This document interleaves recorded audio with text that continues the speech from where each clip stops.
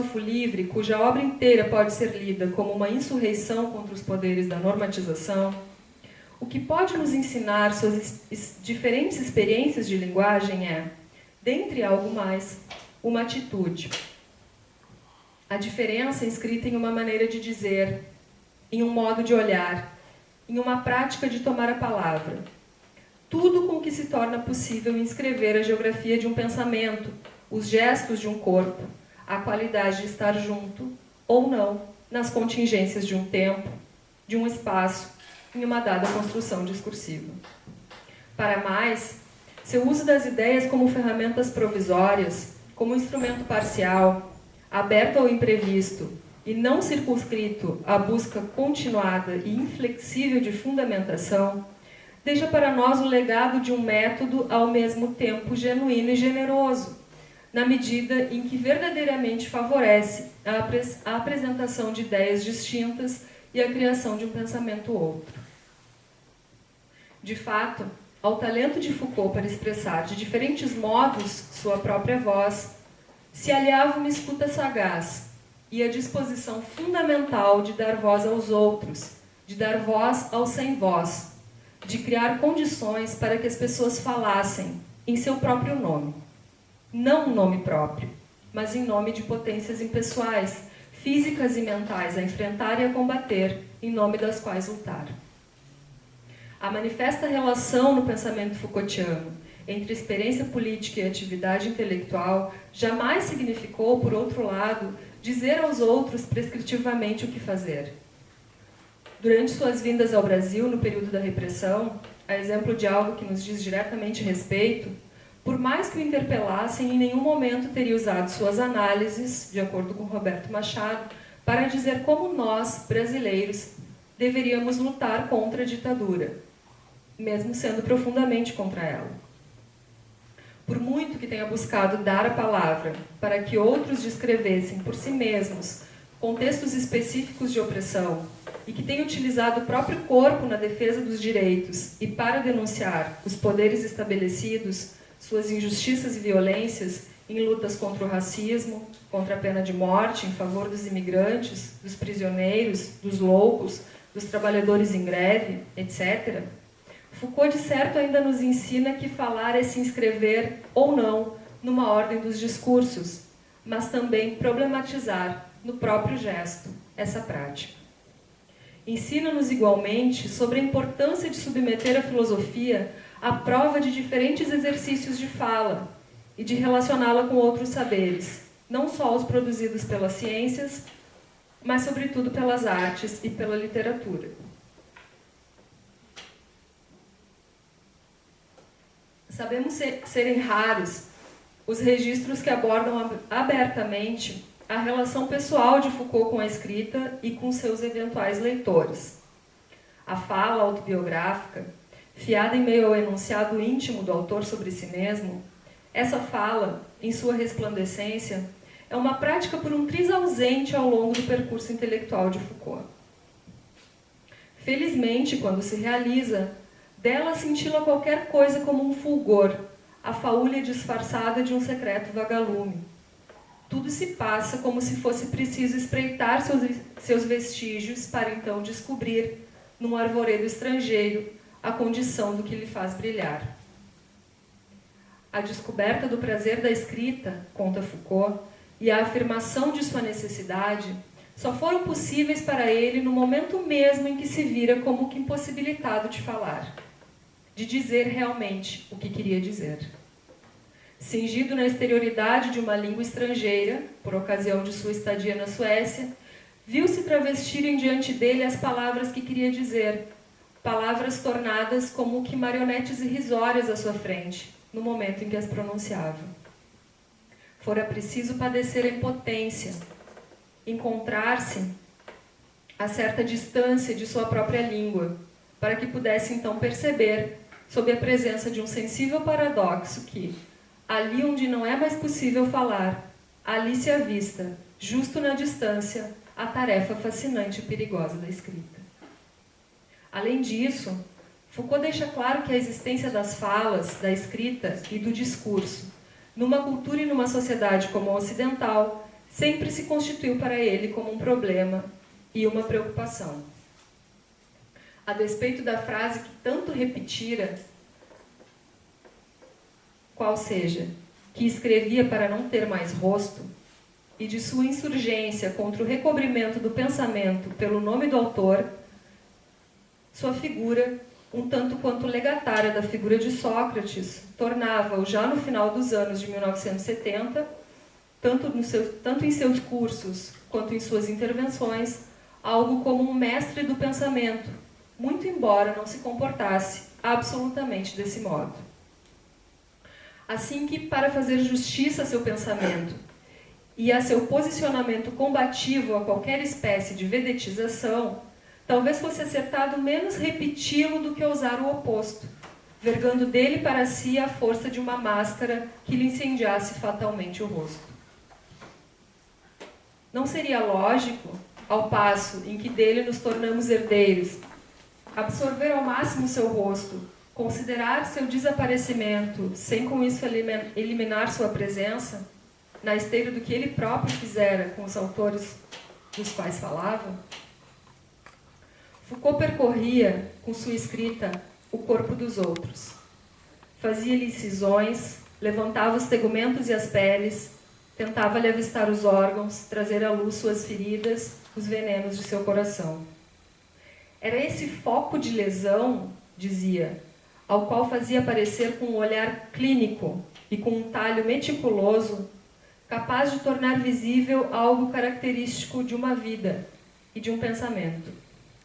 Para o escrevente Foucault, no fundo, o lugar de possibilidade da escrita é esse ponto onde a vida dos outros descambou para a morte. Por isso, falar do presente e das coisas que estão próximas sempre exigiu para ele a condição de que houvesse essa proximidade e o momento da escrita um mínimo descompasso, alguma distância na qual se situar e a transpor, uma fina película através da qual a morte se instala. Tudo se passa como se a palavra só pudesse começar após a morte, após uma espécie de desaparecimento. Apenas uma vez estabelecida essa ruptura, uma abertura que não funda, no entanto, diante daquele que escreve um espaço soberano e livre.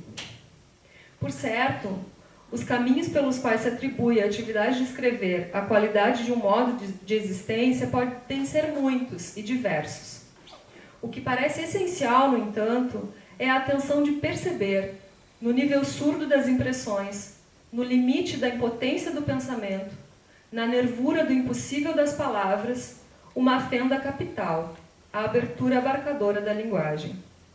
Além disso, quão importante seria aprender, com Foucault, não apenas a inelutável disjunção entre ver e falar, mas, sobretudo, apreender, do exercício de sua linguagem e de seu discurso, algo da operação que consiste em confiscar a invisibilidade das coisas, esse invisível do visível demais, essa familiaridade desconhecida.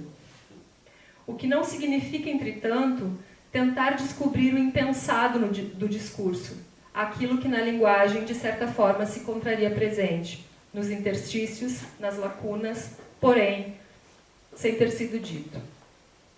A escrita para Foucault é a deriva do pós-morte. Ao invés de lançar mão de uma atividade de linguagem cujo impulso seria somente demonstrar alguma coisa que já estivesse interiormente atestada, dessa deriva se desdobra intensamente a possibilidade de arriscar um trabalho no qual, ao final, possa se encontrar alguma coisa nova, uma partícula de diferença, algo que inicialmente não se havia visto e só se encontra no movimento mesmo, numa espécie de salto ao desconhecido, na aventura indefinida e arriscada de uma arte. Ora, a relação entre escrita e vida, a qual se vê insinuar clandestina por entre as considerações de Foucault, a propósito das maneiras como se anuncia, a seu ver, a obrigação de escrever, parece em alguma medida roçar a pele do desequilíbrio existente entre o discurso e a língua. Se, por um lado, infinita e inesgotável, a língua mantém o discurso sempre hesitante, suspenso, num porvir sem cessar incompleto, o que o torna todo o tempo limitado e finito, por outro lado, a vida nunca se fixa na medida da escrita. A vida sempre prossegue, prolifera-se, se arremessa do quinhão imensurável das frases. A atitude de permanente busca ética da palavra, a coragem da verdade que fundamenta ao mesmo tempo a escrita de seus livros e suas intervenções políticas, Foucault transforma na vertical de si mesmo numa questão filosófica da qual se ocupará no final de seu ensino, a do dizer verdadeiro. Bem antes disso, segundo ele próprio define na ocasião da entrevista de 1968 a Claude Bonnefoy, pouco depois da publicação de As Palavras e as Coisas, na qual diz que o eixo de sua escrita não se estenderia da morte à vida ou da vida à morte, se estenderia antes do eixo da morte à verdade e da verdade à morte, a verdade como alternativa à morte. Gostaria de girar daqui, se me permitem, ao perigo da morte como acontecimento por excelência, a qual Foucault teria ultrapassado por meio de uma variável específica, a amizade. Por efeito da amizade, sobrevivera na juventude a tentativas de suicídio à época de sua passagem na École Normale. Por força da amizade, também ela própria, essa espécie de filia foi se tornando para ele, em seus estudos, uma questão, um problema. Ou pode-se dizer ainda que ela se tornara uma direção para onde caminharam os desenvolvimentos de alguns daqueles que se constituíram para ele problemas. À margem dos próprios arquivos de Foucault, as experiências e os eventos narrados da espessura da amizade, nos incidentes relatados por Althusser na autobiografia O Futuro Dura Muito Tempo, na homenagem a seu pensamento e a sua pessoa, feita por Paul Veyne em Foucault, Seu Pensamento, Sua Pessoa, e em Foucault, de Deleuze, Nos Horizontes da História de Sua Vida, descrita por Didier Ribon na biografia Michel Foucault, na proximidade do convívio expresso por Landon e Hervé Guibert nos respectivos O que Amar Quer Dizer e Ao Amigo que Não Me Salvou a Vida, tornam-na, aos olhos do leitor, uma espécie, a amizade, uma espécie de flexão elementar na trajetória de Foucault. Relação ainda sem forma, cuja linguagem tem de ser inventada, a amizade cumpre animar-se na soma de todas as coisas por meio das quais, por exemplo, dois homens podem estar juntos, viver juntos, dar-se prazer, afirmar afetos, compartilhar seus tempos, suas refeições, seus quartos, seus lazeres e suas aflições, seus saberes e suas confidências. A amizade, como questão de existência, perfura na origem a pura normatividade das relações institucionais, de família, de profissão. Possibilita alianças, intensidades e o traçado de linhas de forças imprevistas, as quais, por temor de desajuste dos padrões, das convenções, das anuências dos saberes e dos poderes, uma sociedade um pouco destrutiva receia ceder. Nas narrativas e memórias de uma intimidade intensamente compartilhada, expressa literariamente por amigos como Mathieu Landon e Hervé Guibert, Foucault é retratado à maneira de uma bifurcação capaz de mudar uma vida, de mudar a vida de muita gente. Nas palavras de Landon, lê-se que Michel fora o amigo cuja bonomia da presença e a palavra certeira o educaram. Criaram um desvio em seu caminho, fazendo-o abandonar um destino que conduzia ao abismo. Muito embora Landon não tivesse a ambição de resolver os grandes problemas do mundo falando com Michel, ao falar de si para Foucault, este o escutava com uma atenção incansável e tomava as questões do amigo como se fossem um dos grandes problemas do mundo. Por meio da arte da conversa entre amigos, Mathieu pôde entender algo mais de suas próprias decisões. Chegaria inclusive a entender o que seu raciocínio desacompanhado não alcançava, que suas não decisões equivaliam, na verdade, a decisões. Temas aparentemente tão simples como ficar feliz pelo êxito de um amigo e ao mesmo tempo sentir ciúmes são tratados com dignidade e cuidado. Para Michel, é normal ter ciúmes de nossos amigos. Só podemos sentir ciúmes de alguém que respeitamos. Por outro lado, Foucault fazia ver que seria uma perda de tempo tentar apaziguar determinados inimigos, uma vez que o que rejeitam fora de si mesmos é menos o que o outro faz do que, na realidade, o que ele é. Ora, como não ver aí, nessas relações fundadas com inteligência, afeto e generosidade, a amizade como algo que nos permite ser confrontados de modo não combativo com a própria efemeridade de uma certeza. Esse modo de modular a voz, de alterar o cotidiano e aperfeiçoar os afetos, de tratar mesmo as coisas mais singelas, as relações mais básicas, com filosofia e franqueza, funcionava como balizador aos efeitos perversos que alguns sentimentos podem causar. Mesmo se deixarmos em suspenso muito da trama das relações narradas por amigos pessoais de Foucault e seu pequeno círculo de amigos em comum, as quais envolvem inúmeros fios entrecruzados de suas histórias, suas sexualidades, seus enfrentamentos e suas alegrias, sua liberdade, os anseios e as práticas de cada um, as experimentações às quais se permitiam entregar, etc., é impossível não guardar dos relatos certa flexão antiga da filia. Precisamente ao passo em que, ao sentido moderno conferido ao vínculo subjetivo de afeto e respeito, a um modo atento de escuta, interessado à menor possibilidade de ajudar um amigo, parece nele se integrar o vínculo objetivo do compromisso recíproco, como marca indelével de uma amizade genuína e transformadora. O exercício da amizade, como prática imanente na estética da existência, tema de que Foucault se ocupa em seus últimos livros, parece com efeito operar em sua própria vida para além das linhas de sua escrita e da erudição de suas pesquisas.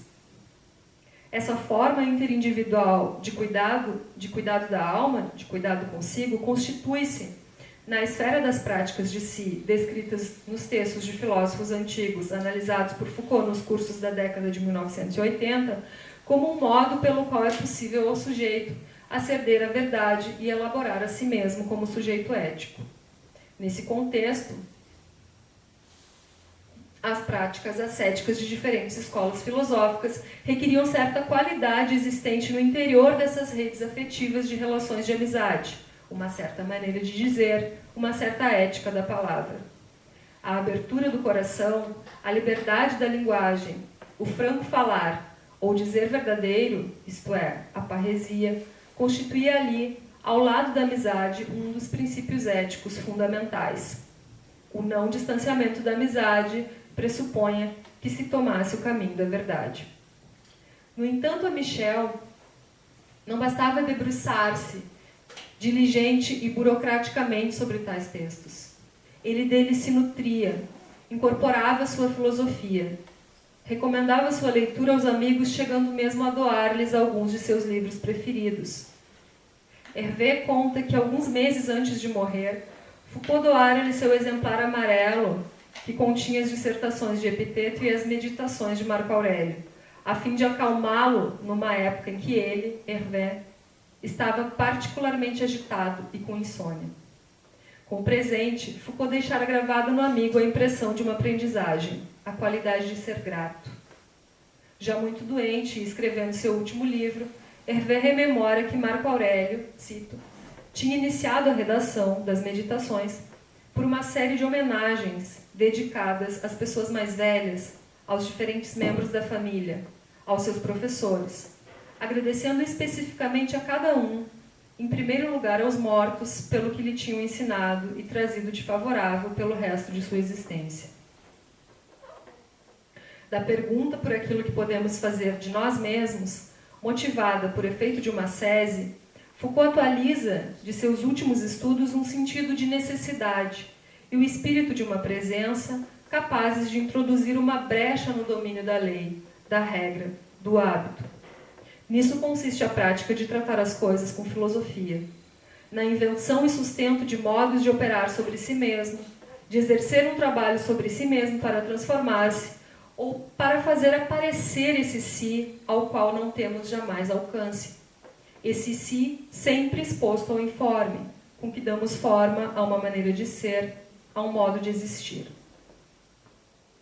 Longe de aderir sem reserva aos ditos que cercam o filósofo e sua figura, o que mobilizou a presença de Foucault aqui foi o desejo de explorar com autonomia a complexidade pulsante entre sua pessoa e seu pensamento, cuja heterogeneidade dos arquivos acena a dimensão do patos que o movimenta, relacionando visceralmente acontecimentos de linguagem à trajetória de uma vida e sua inscrição histórica. Situe-se esse querer aquém ou além de uma abordagem que privilegia o comentário ou a análise interna da obra Foucaultiana, o que esteve em jogo aqui foi certamente menos um estudo filológico do que uma aproximação não completamente desencarnada do trabalho de Foucault. Ainda que, possivelmente, um tanto a revelia de suas claras investidas contra a noção de autor e de sua franca recusa a levar em conta, ele próprio, aspectos biográficos e mesmo contexto social e cultural odiernos aos autores dos quais falava.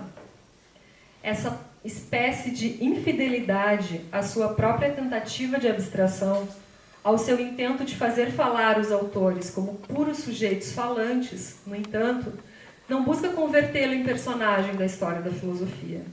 Ela desponta, ao contrário, como um elogio ao estilo Foucault e aos efeitos da prática de estudar Foucault. Em outras palavras, trata-se de um elogio e um convite à transformação que ele desejava que seus livros produzissem nos outros, como produziram nele próprio. A prática de tratar as coisas com filosofia, também na esteira, mas para além ou pelo meio de Nietzsche, na imanência de uma vida.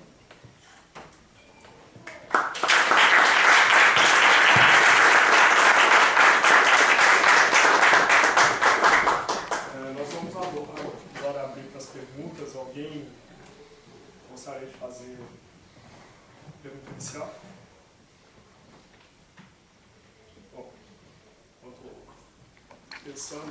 Bom, eu aproveito então para fazer uma pergunta minha, porque, de certa forma, a gente não estaria aqui se o desejo do Foucault, bom, quer dizer, alguns de nós, pelo menos, nós não estaríamos aqui se o desejo de Foucault de não publicação dos textos póstumos, né, ele tivesse sido cumprido. Porque quando Foucault é atropelado e depois ele se vê um pouco face à morte, ele coloca esse testamento duas coisas principais. Uma que era não permanecer numa cama, quer dizer, uma meia-vida, e também de não ter publicado os textos que ele havia escrito, os cursos, ou né, nada que ele não tivesse dado o seu aval. Então, seriam os últimos dois textos, dos últimos dois livros que ele teria sido publicado, seria a história da sexualidade.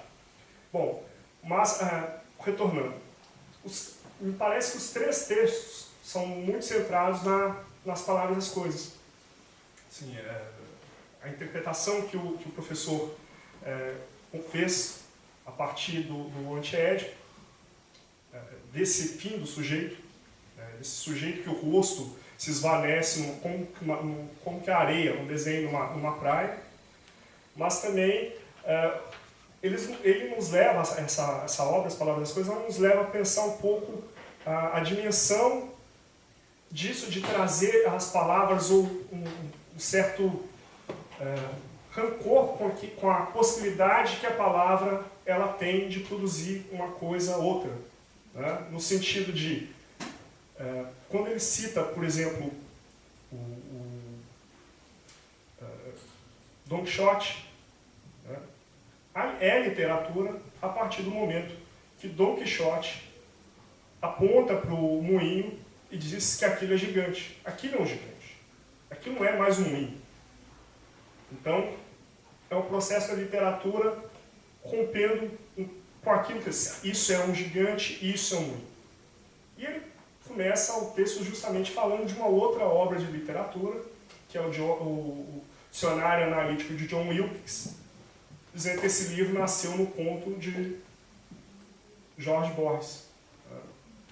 A pergunta que eu gostaria de fazer é o seguinte: nessa interpretação do final do homem, do sujeito, e passando também por todas essas leituras referentes à arte, qual é o lugar das palavras e as coisas hoje, sendo um dos livros que ele mais apanhou por ter escrito, né?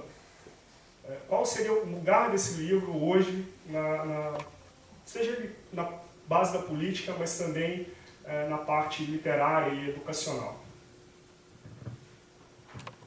Isso fica aberto para os três.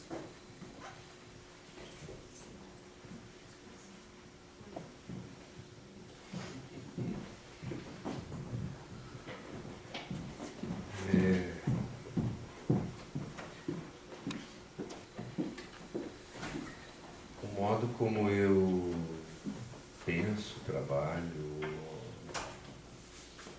agencio Foucault é como uma caixa de ferramenta. Não me passa muito a preocupação de um lugar em que uma obra possa ter no contemporâneo ou deixar de ter no contemporâneo. Mas eu preciso situar também um pouco isso, acho que na leitura que eu faço, não de Foucault, mas com Foucault, uma força avassaladora do pensamento de Deleuze. O meu modo de lidar com Foucault não tem nenhuma intenção ou pretensão de relação alguma com qualquer jogo, com qualquer indício de verdade. Eu leio Foucault como eu leio um gibi, como eu assisto um filme da Varda, como eu leio um romance. E isso talvez seja uma leitura próxima, ou mais próxima do pensamento da diferença. Então, nunca me passou um tipo de preocupação como essa, assim, qual seria a posição dessa obra dentro de uma referenciação do contemporâneo. Acho que só para fazer uma marca, isso sim foi um jogo que eu tentei provocar, de tentar criar uma paisagem a partir dos três Foucaults, ou desses mais populares, mais populachos, mais clichês, né? Vou lá, nas palavras e as coisas, e faço uma paisagem inicial, mas depois eu me assento com vigiar e punir, e, por fim, a subjetividade e verdade. Então, tentei circular os três movimentos do Foucault acho que um pouco parecido com o que a Sandra tenta falar, mas de uma outra forma, assim, porque do mesmo livro a gente pode tirar uma referenciação do Foucault dizendo, meu problema sempre foi o sujeito. Minha pergunta, a tua questão é o poder, ou a verdade? Não, meu problema sempre foi o sujeito. E, de novo, eu acho que eu falo de um determinado lugar, é um Foucault extremamente marcado pelo pensamento do Deleuze. Porque toda a defesa que Deleuze faz dessa pancadaria que vão para o Foucault, né, vão para cima do Foucault, dizendo, então ele não respeitou a própria obra, ou ele traiu, ou então ele pensou que o sujeito tinha acabado, que Deus havia morrido com a morte de Deus, havia acabado o sujeito, e daí depois na última obra ele esquece isso e agora ele vai falar de uma ética, ele vai falar de uma posição existencial, não sei o quê. E todo o livro de Deleuze sobre Foucault, eu acredito que vocês conheçam bem, é uma tentativa de dizer, não é nada disso. Ele continuou pensando esse problema do começo ao fim. E acho que quando traz a marca disso, tanto em Vigiar e Punir, como na subjetividade e verdade, fica muito claro. O problema continua sendo esse, dentro de uma relação com a verdade, ou dentro de uma cultura onde se pergunta pela verdade, qual é a minha verdade, seja eu, dentro de um espaço clínico, né? Estou trabalhando aqui na psicologia, então estou lá com o meu paciente no consultório, seja dentro do consultório, seja num processo criativo, eu sou um artista, estou com a minha banda fazendo uma pesquisa de música medieval, né? Então eu vou encontrar a verdade desse registro medieval, né, medieval no tambor. Estou conversando com um colega aqui, sei da pesquisa dele. Eu nunca vou encontrar esse registro efetivamente, é sempre uma invenção, é sempre uma criação, é sempre um outro processo. Essa conversa com relação à verdade me parece que era, né, tanto do Deleuze como do Foucault, em boa parte do pós-estruturalismo, uma tentativa de desmanchamento, de fissura, de abandono desse registro. Mas o tempo todo ela nos interpela, ela nos coloca em questão, nos posiciona. Não sei, acho que um pouco do que eu tento gaguejar diante da tua questão, vou deixar um pouco as meninas falarem um pouco melhor que eu, a gente continua conversando. Obrigada pela pergunta.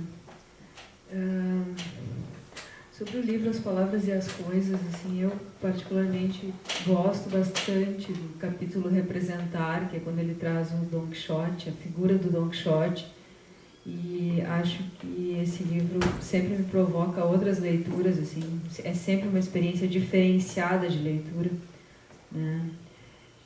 Nesse capítulo Representar, né, sobretudo, acho que essa posição do personagem Don Quixote é algo bastante intrigante, né? Essa virada do século XVI para o XVII, onde a própria posição da loucura vai ser algo interrogado. Ali Don Quixote é um louco que anda pelas ruas, né? E depois a gente vai observar o Foucault trabalhando com essa ideia, né, do quanto a loucura vai ser uma dimensão do confinamento, que é o que vai se encaminhar, né, do 16 para o 17. Né. Eu acho muito interessante assim, esse ponto da obra. Né. A ideia da representação é forte ali, todo o trabalho filosófico que ele faz, o representar é tornar presente o ausente, o quanto a palavra vai se desencarnando da vida, cada vez que ela assume essa dimensão do mundo técnico, científico, né? Essa dimensão do crivo da ciência, ela vai se desencarnando da vida, né? Então vai se divorciando da experiência, né? E Don Quixote vai buscar semelhanças entre as palavras e as coisas que não existem mais. Acho bem interessante, assim.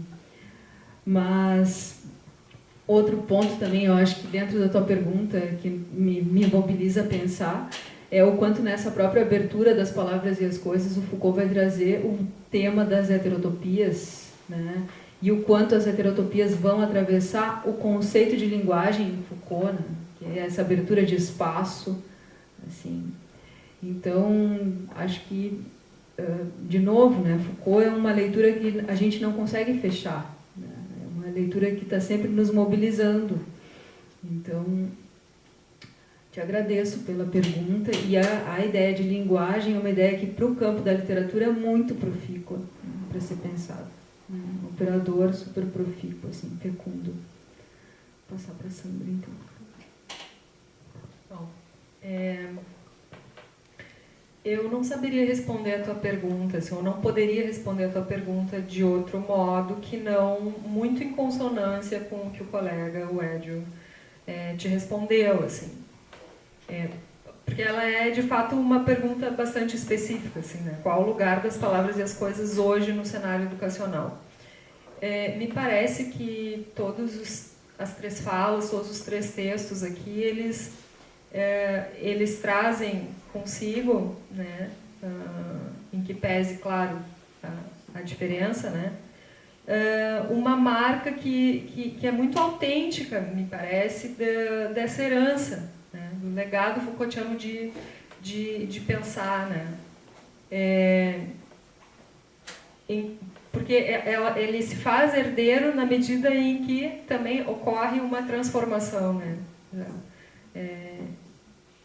em relação aos objetos e aos livros, enfim, a obra de Foucault, né?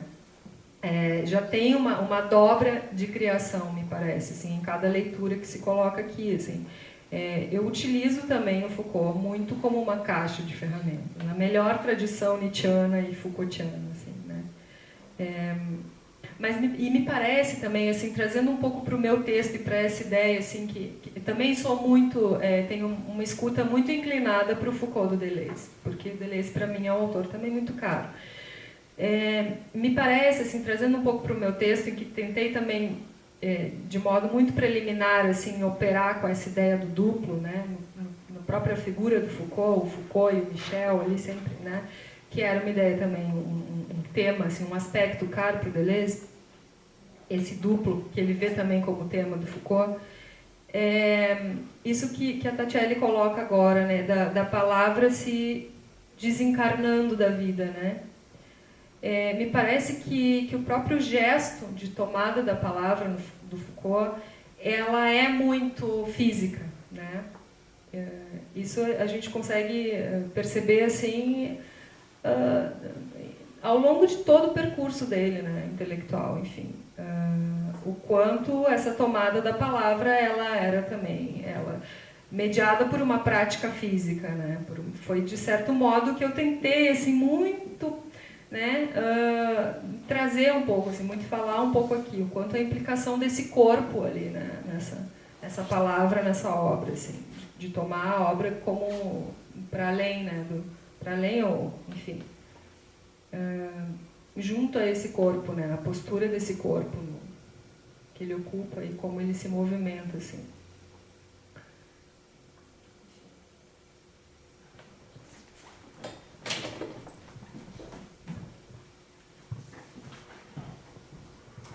Bom, obrigada aos colegas. A fala da tarde de hoje, delícia estar aqui com vocês e querendo me meter mesmo na tua questão, né? Eu leio as palavras e as coisas como uma denúncia Foucaultiana da verdade dos significados. Eu penso que Foucault, assim como outros autores da sua época, Lacan, por exemplo, o próprio Deleuze, que vão dizer com uma outra linguagem, denunciando ou combatendo, se assim a gente quiser, sobre o significado verdadeiro, mania humana de significado e do uso do significado como verdade. Para colocar no lugar disso, então, continuo lendo esse livro com o convite de rachar as palavras e, respondendo deleuzianamente, produzir variados sentidos, ou produção de multiplicidade.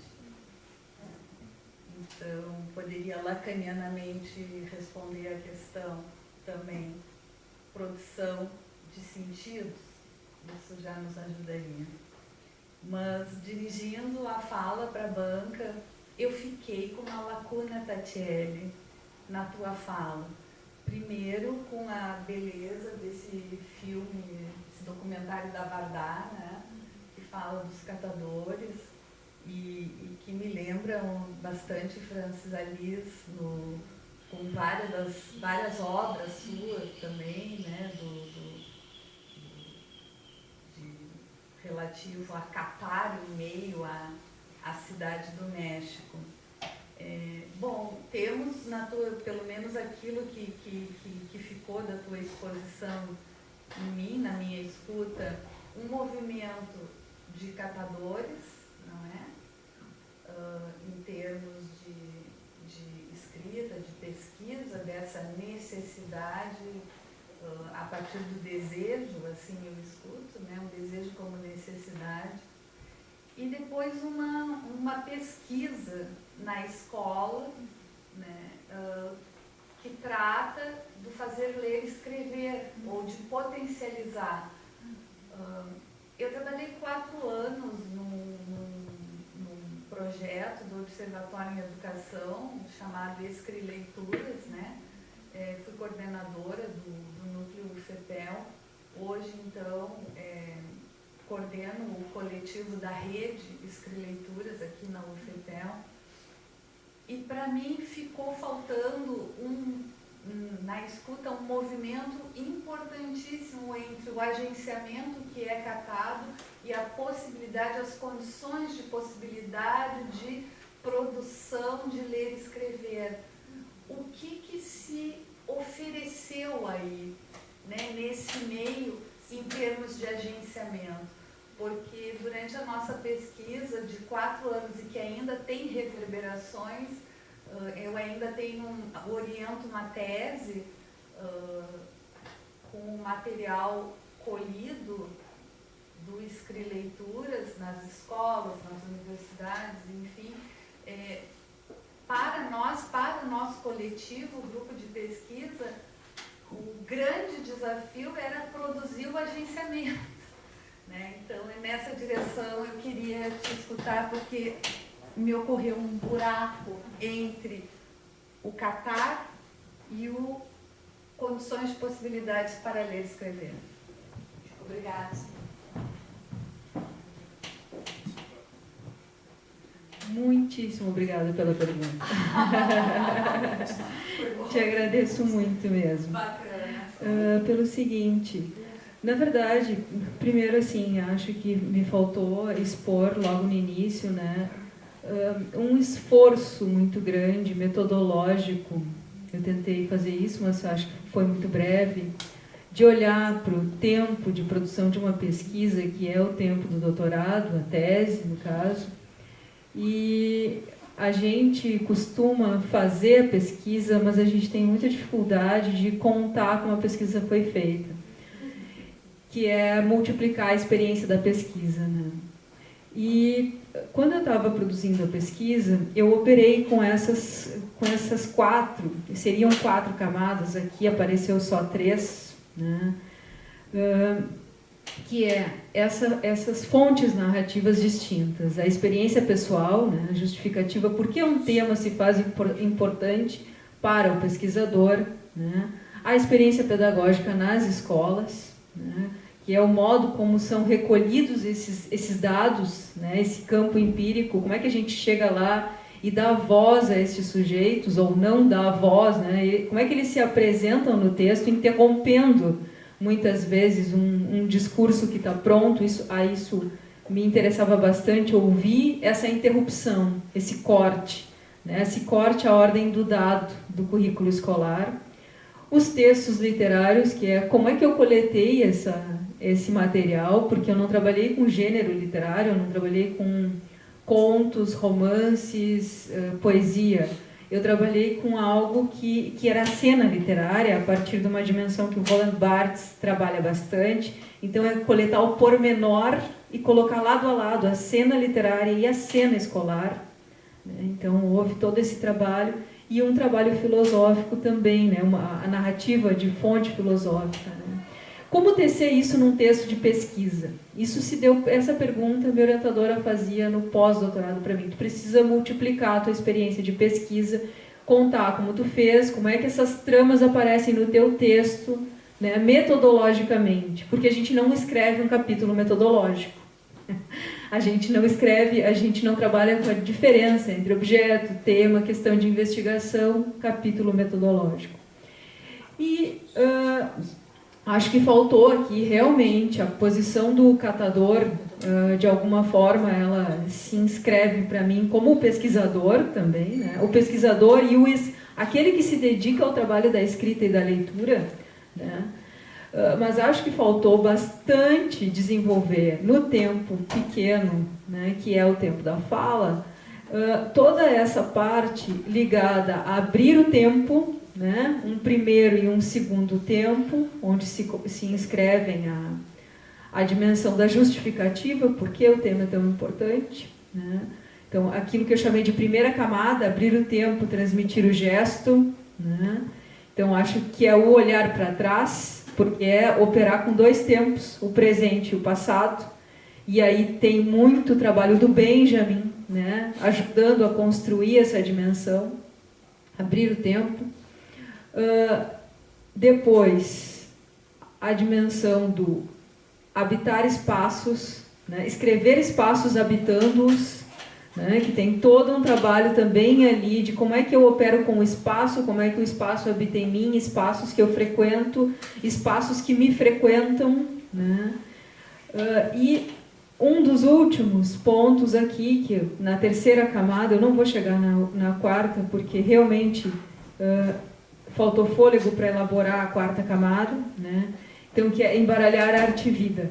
Mas nessas 3 camadas, né, que é o tempo, o espaço e essa dimensão do factual e do ficcional, alguns elementos aqui foram apontados, né, não aqui nesse momento, mas no trabalho de retomada metodológica, né, como é que eu escrevo um espaço, por exemplo, né, como é que eu me coloco diante a cena, por exemplo, do Ray Bradbury no Fahrenheit 451, né, onde tem uma personagem que ela se agarra aos livros, ela se emola, né, então, comete uma emolação para não entregar os livros, né, de tal modo que a vida dela está tão próxima da leitura.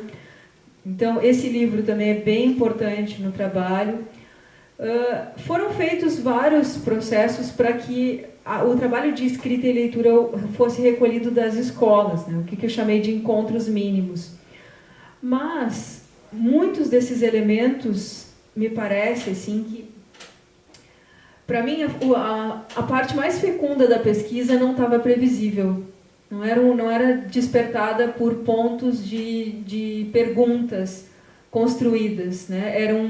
Primeiro, assim, foi um grupo de leitores que se consolidou, né, num espaço escolar. Esse espaço era à margem, não era um espaço dentro de um currículo convencional instituído.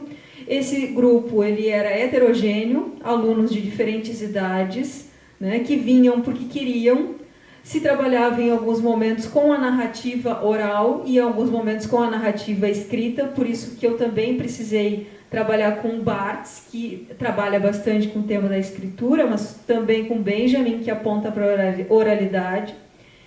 Então, a partir desses encontros, nessa relação, tecendo um fio quase que duplo, eu diria, entre um trabalho literário e um trabalho realizado nas escolas, disparador de leitura e escrita, com crianças, foi sendo composta a pesquisa. E foi também se observando os efeitos formativos que a atividade da literatura produzia ali naquele campo.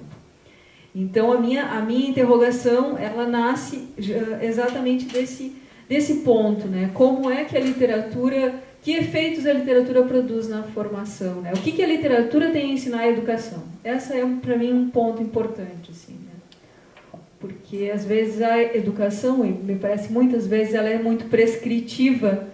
Ela assume esse caráter cada vez mais de uma palavra desencarnada da vida, onde não tem mais sentido, né? O trabalho com a palavra não tem sentido. E como nesse grupo, muitas vezes marginal, né? Heterotópico até, eu diria, um trabalho heterotópico, de construir um espaço fora do espaço convencional, escavar um espaço dentro de um espaço instituído, mas que ele opera com uma outra lógica, um outro tempo, né? Como é que eu consigo habitar o espaço literário, né? Então, isso para mim foi bem importante, assim. Mas acho que realmente, assim, na apresentação, esse momento faltou, né? Faltou de poder desenvolver, faltou tempo também para poder desenvolver esse momento, né? Mas eu te agradeço muito pela pergunta e espero continuar conversando. Eu te agradeço pela resposta e te ofereço como resposta a minha própria questão a partir da experiência que nós vivemos, né? Te ocupaste de olhar o que a literatura tem para ensinar para a educação. Já não queríamos mais apenas um fragmento da arte, queríamos tudo aquilo que pudéssemos e conseguíssemos agenciar de arte. E mais do que arte, as caóides eram o conceito cerne para pôr nosso pensamento em funcionamento, em maquinaria, né? Em máquina, funcionamento, máquina porque funciona e produz alguma coisa. Então,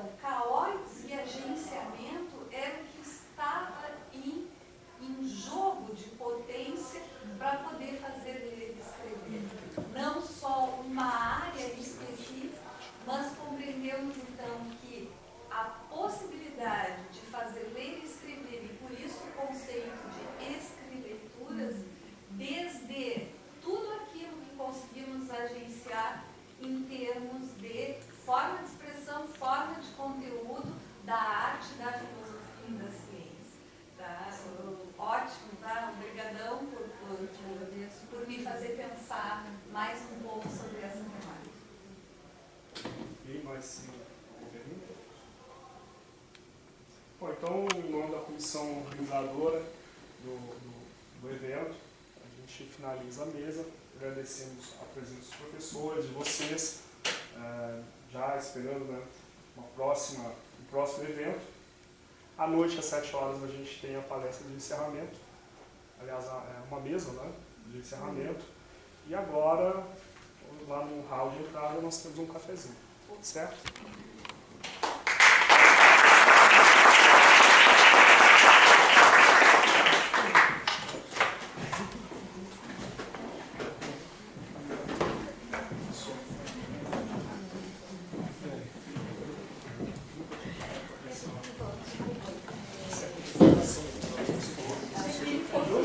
Seus caras.